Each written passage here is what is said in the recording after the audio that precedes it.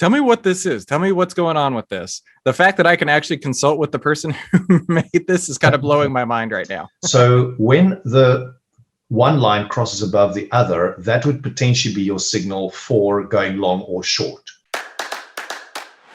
This is the How to Trade Stocks and Options podcast, brought to you by 10MinuteStockTrader.com, where we cover finance, stocks, options, entrepreneurship, education, and money. And here's your host, voted one of the top 100 people in finance, Christopher Ewell.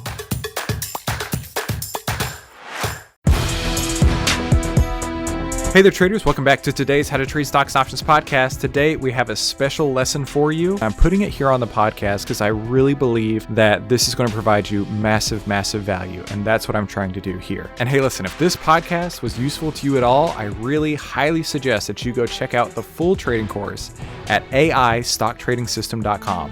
That's AIStockTradingSystem.com. Hey, make sure you subscribe and hit the bell so you'll be notified every time we give you more tools, tips, and tricks to help you trade faster and trade smarter every single week. Hey there, traders. Welcome back to today's How to Trade Stocks and Options podcast. Today, I'm really excited. This is a special guest that we have on the line today, Etienne Paul Bote. He is the creator of a technical indicator called the Vortex indicator. And I am so excited about this. Etienne found my YouTube video on the Vortex indicator, left a comment saying, "Hey, I'm the creator of this." And I'm like, what? No freaking way. Like that's not possible. All these esoteric things were not created by real humans that we can actually talk to, but it's true. And Etienne, I am so excited to have you on the line today. Thank you very much for having me, Christopher. Lovely to be here. So I got to ask. All right. So I have a million questions running on through my head, but first let's get started back at the beginning. How did you get involved with trading? I'm sure there's somewhere along the way that you were like, trading could be something here for me. Absolutely, Christopher. I think it's like everybody, when you go through a certain age, you start to look at ways to make a lot of money. When you are still young, that's the big attraction, And so sort of in the 90s, a friend of mine and myself, we started to look around how we could embark on this. The two of us actually took a stock trading training program that was sort of 50% about fundamental analysis and the other 50% about technical analysis. And I was very intrigued straight from the word go about technical analysis, because I was intrigued by the idea that you don't have to do the fundamental analysis. You could literally ride on the tail fins of many, many other smart people who's already done the fundamental analysis, and thereby simply all of that gets translated into certain chart patterns, that gets translated into technical indicators. And I really got into that. And the nice thing about this trading program was they would not simply just give you the tools. And I think a lot of what is happening today is that traders simply get the tools on their trading platform without really know how it is made up. What does it really mean? And I always ask that question. It's no use to use an indicator. You've got to understand, why is it working the way it does? And so we got involved, my friend and I, we started a trading operation, initially trading in South Africa on the Johannesburg Stock Exchange, South African bonds, because at the time that was the most liquid instrument to trade. And after a couple of years, we evolved into, and we moved into foreign exchange, because again, in technical analysis, if you could trade the most liquid possible instrument, as you know, that is the most reliable thing then to apply a system to. So during this time, my responsibility was to try and find this particular trading approach or a trading system using known indicators. And as I even said to Jake as well, that, similar to a lot of other traders as well, if there are trading mistakes one could make, we've made every single one of them as well. And that's good. And, Christopher, I think that's good for any trader to have gone through that hard road. And it's quite amazing. Only when you read the books about trading afterwards, you recognize yourself in every single one they're describing there. So that was the evolution where it started. And I became really fascinated by a gentleman by the name of Wells Wilder, which is the inventor of the directional movement indicator, the RSI, the ADX, and so forth. And initially in South Africa, I bought a whole lot of technical analysis books and really got into it. But a few years later, in about 2004, as I said before to people, I was never looking to discover my own indicator. It literally happened by accident when I was going through a period where I was reading a book about something very esoteric about energy developing devices, and there was this one guy called it was an Austrian forester who did a lot of developments and inventions simply by looking at nature, at the way that water flows in a river, for example. And I made that sort of connection. Potentially a market could be like a river flowing through the market. And I then came up with this idea of the Vortex indicator. And when I discovered it, I thought initially, this is actually so simple. I'm pretty sure it must be out there already. Somebody would have seen this before. And it turns out that nobody did. And I then developed a whole system around that and did a lot of research. And in 2010, I published it in Stocks and Commodities, the magazine. Mm-hmm. That was the way to get something out there into the market. And the reason why I wanted to share it with the rest of the world is it's a way for us to have promoted ourselves and our currency fund as well. So it was really for professional credibility. And it took on a life of its own. I've done no marketing for it. I didn't go out there and tell people about it. It literally just took on a life of its own. And ever since then, of course, I've discovered some major breakthroughs, new breakthroughs with not to share, but I've recently decided with my colleague, Victoria Roberts, and I've teamed up with her. She's got a company called Alpha Elite to potentially offer for investors a subscription-based service for international stocks, but I'll potentially tell you about that a bit later. Well, that's really cool. I like to hear the backstory that people bring to the table, because everybody's story is unique. And so you were playing around with, I assume, just copious amounts of data, and then you figured out the indicator part of it. Like you were saying, it was so simple to you that surely someone else had been out there. What was it that you started to pick up on, this pattern or this recognition of something was going on? Like something caught your eye. What was that? I think it was exactly what I mentioned before, that being a keen fly fisherman myself, I spend a lot of time on rivers. And a lot of people who invent stuff usually get their inspiration from a completely unrelated field. And this is similar to what has happened to me. But it was really the combination of that idea with Wells Wilder's idea of looking at the relationship between consecutive high-low close bars. I've realized that if you're going to find the most accurate trend indicator, it has to be measuring the actual relationship between bars. And as you know, Wells Wilder's ADX looks at wherever a certain bar is above a certain, he would measure that distance. That was his way of then combining, let's say 14 periods, whatever your parameter may be, is then to combine that to create an indicator. And I've used the same sort of template as he's did originally. And immediately it made sense to me straight away that I could see that if a market is extending in a certain region, in a certain direction, i.e. in a bullish direction, there's got to be a strong pull from the low to the high, from the low to the high, to the low to the high. And if you could represent that on two lines, it definitely gives you a picture. And exactly like Wells Wilder's original indicator, it gives you this very beautiful visual indication of either a market going up or a market going down.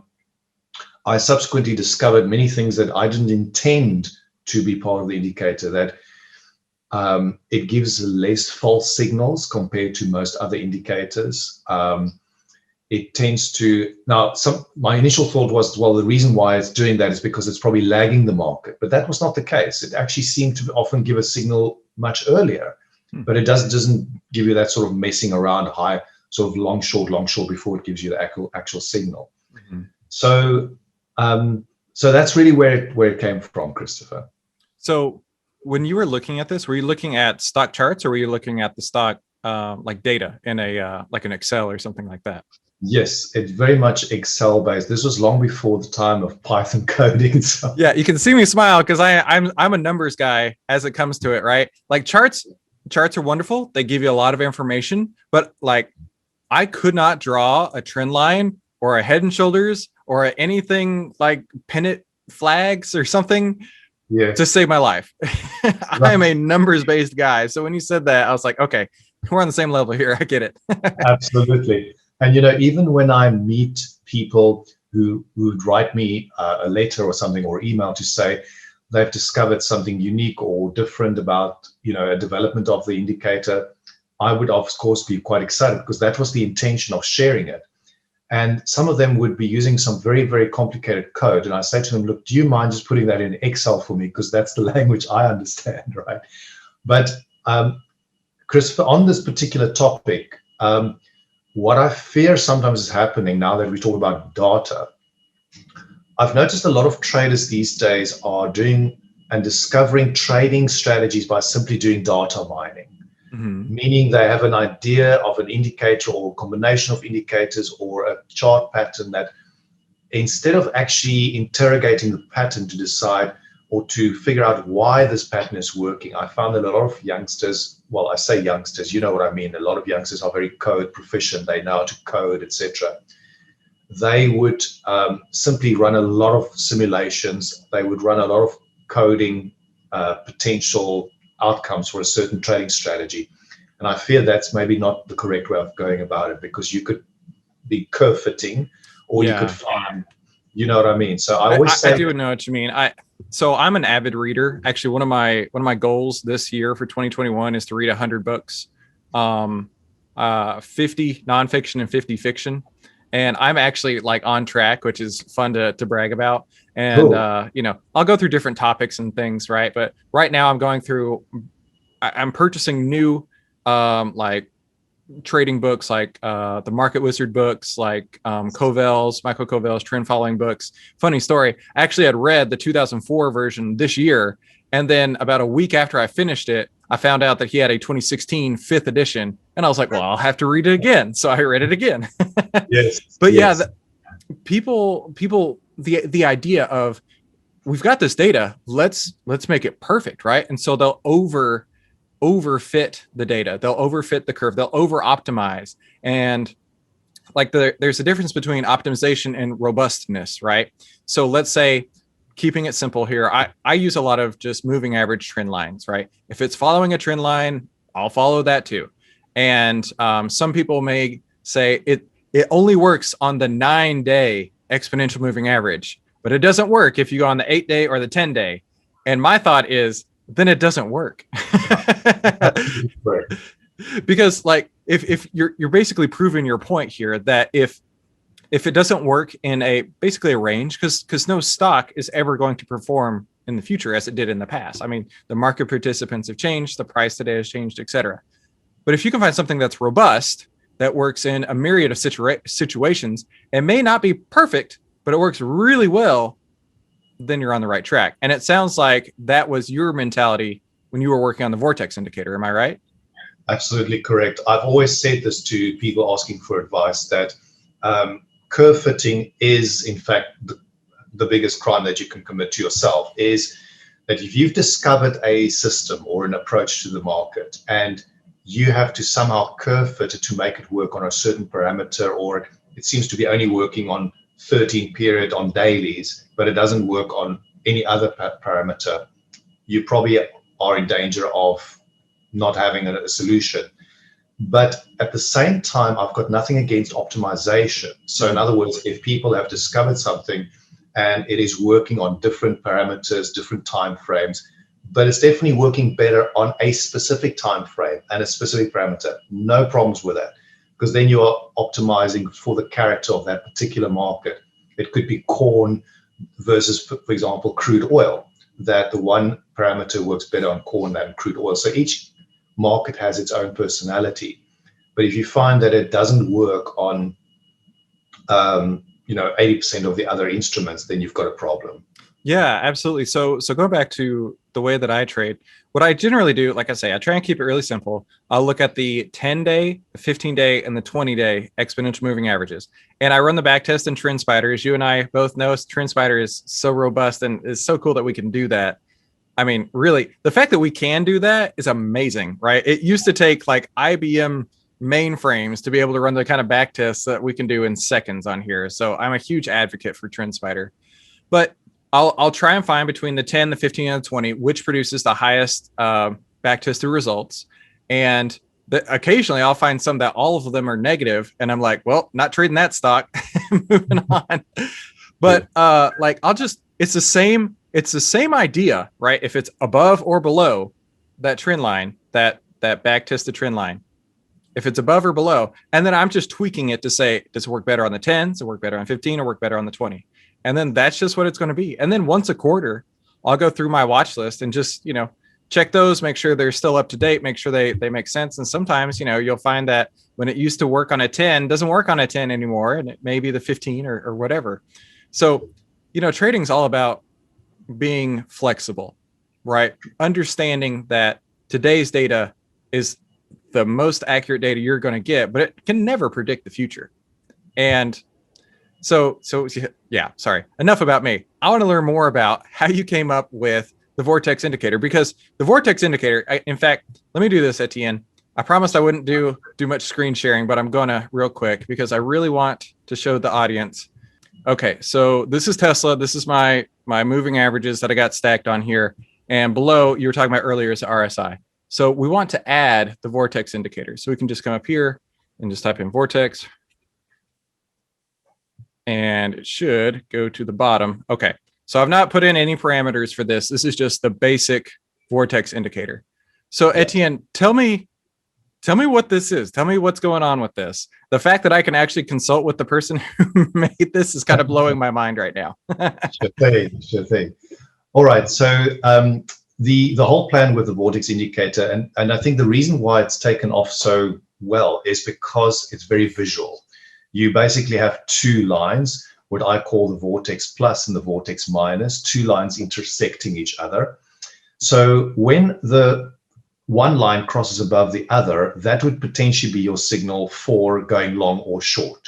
Okay, so whenever, for example, you have a situation where the market, where the Vortex indicator, and you can see it is represented in this case with your blue line is the Vortex plus, okay, and the red is Vortex minus. So you can see in that bull run at the beginning of your chart, you can clearly see the blue line remaining comfortably above the red line until around about February. You can see there was a change in the market where it crossed below, which effectively is signaling that the market is potentially going to go short.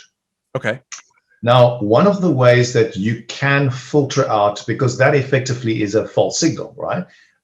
If I may ask, what parameter did you choose? Oh, it's 14. That's perfect.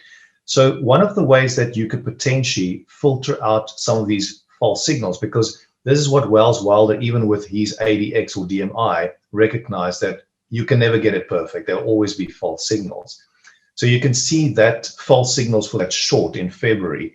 The way that one could easily filter that out, you can see it's literally on that bar, the next bar, that's correct, is instead of going short at the close there, is to leave an order in the market to go short at the bottom, so at the low of that market.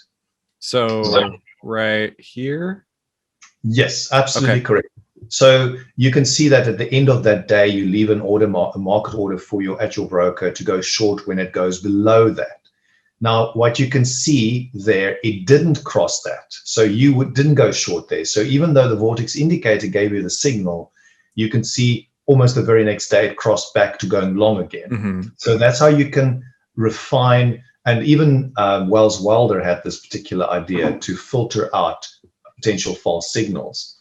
And then thereafter, obviously, you have a situation where it first went long again after that. So this is actually really a good example, because you can see on the next bar there, it sort of not just crossed, but you can see on the day thereafter, you see that the high there wasn't broken again in the couple of days thereafter, unless it was on that last bar, I can't quite see. But therefore, even saving you potentially a false signal there. and then eventually the solid short signal. You can see when the market then went, when the red line went above the blue line.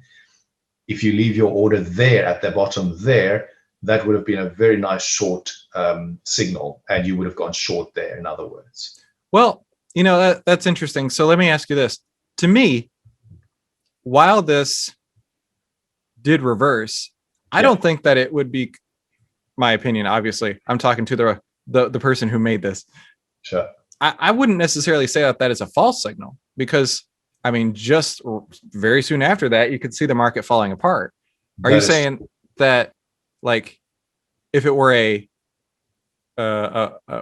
right signal, I guess you could say, it would continue on from this point going down?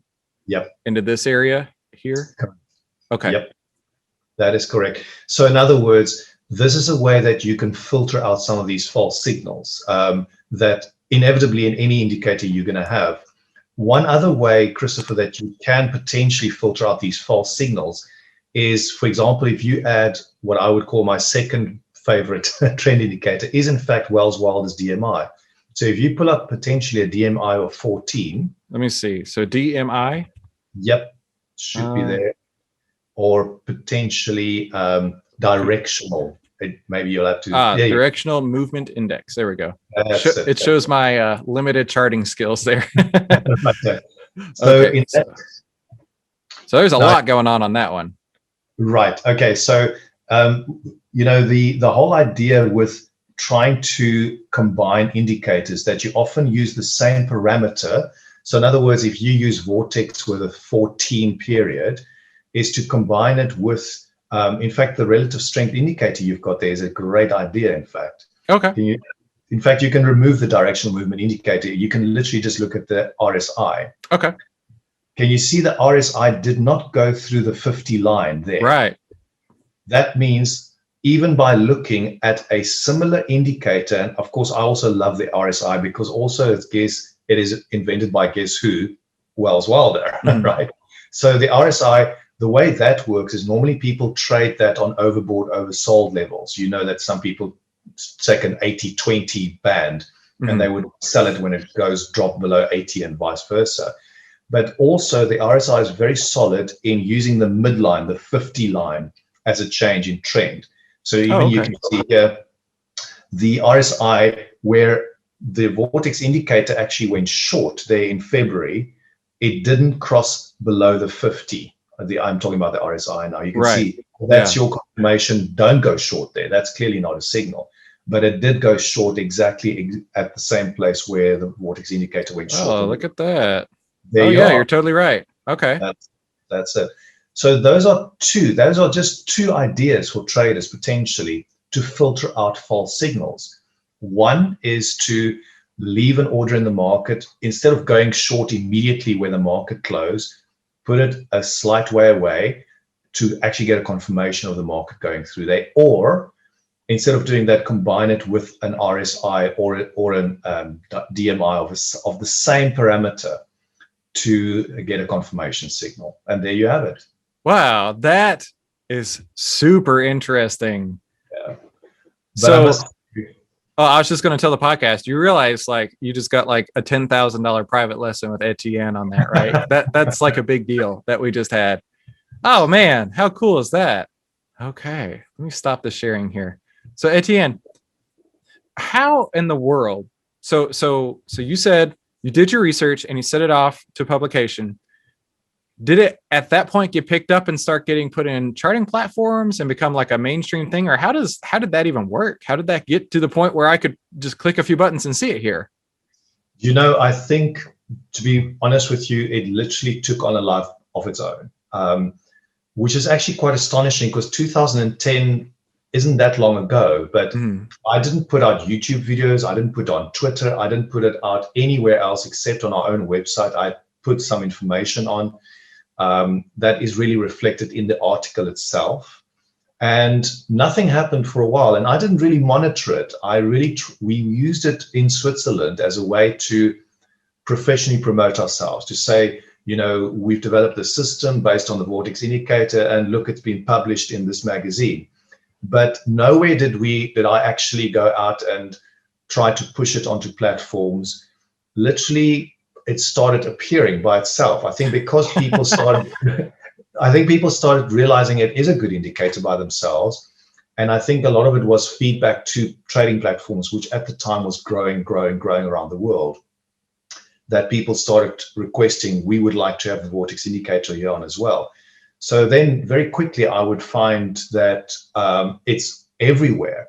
And it's actually quite cool because sometimes I would go to seminars or conferences, hedge fund conferences. And there's one I went into Zurich.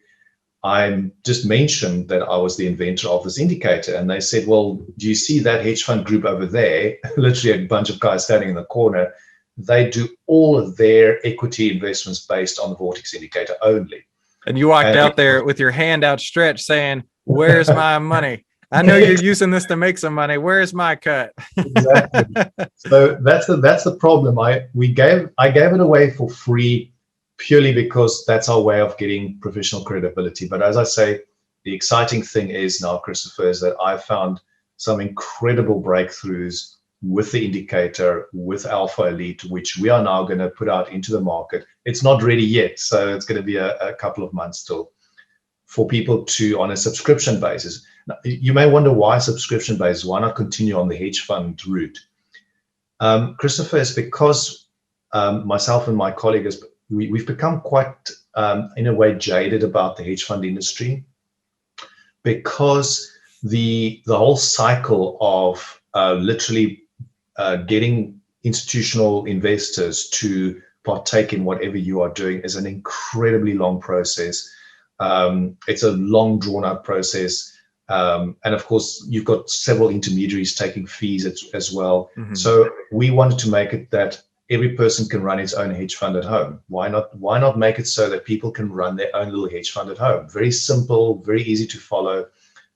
Sort of in a way, we are becoming like hedge fund rebels. That we rather want to give it to normal people, normal investors, to manage their own portfolio at home and outperform the famous hedge funds themselves at home. Well, that's really cool. And, I would also suggest the audience go check out Etienne's podcast that he did with Jake from TrendSpider, because he goes into much, much more technical information than I could ever wish to cover here. And, this has been, like I say, when you reached out and said, I'm the creator of this indicator, I'm like, no way. It's a real person. So Etienne, I am so thrilled that you reached out, that we connected and found each other. And I am so grateful that we were able to share this with the podcast audience out there. I know there's going to be several thousand people download this and learn about the Vortex indicator and how they can use it in their trading. And, you're making a difference in the world. I know you let it out for free. The Pandora's out of the box, but it made a difference in the world. So I appreciate that. You're most welcome. It's been really satisfying to see how it's been helping people. And it as I say, once in every few months, I would just go and have a sneak peek on YouTube, and I put in Vortex indicator. And it's actually quite heartwarming to see videos from all over the world, some of which I don't understand the language, in India, in Thailand, cool. In Russia, of Vortex indicator. And I thought, wow, this is pretty cool. That is really cool. And it's really cool that you were able to make your time to talk to us on the podcast today. Etienne, thank you so much for your time and for sharing all this with us. You're most welcome, Christopher. And thank you guys for tuning in to today's How to Trade Stocks and Options podcast. Make sure you like, subscribe, and enable notifications. That way you never miss any tools, tips, and tricks that we upload every single week to help you trade faster and trade smarter. I'll see you on the next episode. Okay, so what'd you think? That was pretty incredible, right? Now, if you like that, that's only a taste, only a sample of what you're going to find in the full AI stock trading system. And I really highly encourage you to go and check this out. Obviously, you are interested in learning on how to trade, and that's why you're listening to this podcast. Now, I'm going to take and download my entire trading system that I use day in and day out onto you. And the only way I'm going to be able to do that is over at the AIStockTradingSystem.com. You're going to get phase 1, 2, and 3, several bonuses, And on top of that, I'm going to walk you through over a dozen trades that I put on inside of my account, holding your hand and showing you exactly how I got in, how I got out, how I use the artificial intelligence data, and how this could work inside of your own trading portfolio on a daily basis. So make sure you head on over to AIStockTradingSystem.com. That's AIStockTradingSystem.com to learn more and to get started and to download my decade plus worth of trading experience into your hands so you can start using the AI stock trading system today, the 5-step system to take the guesswork out of trading.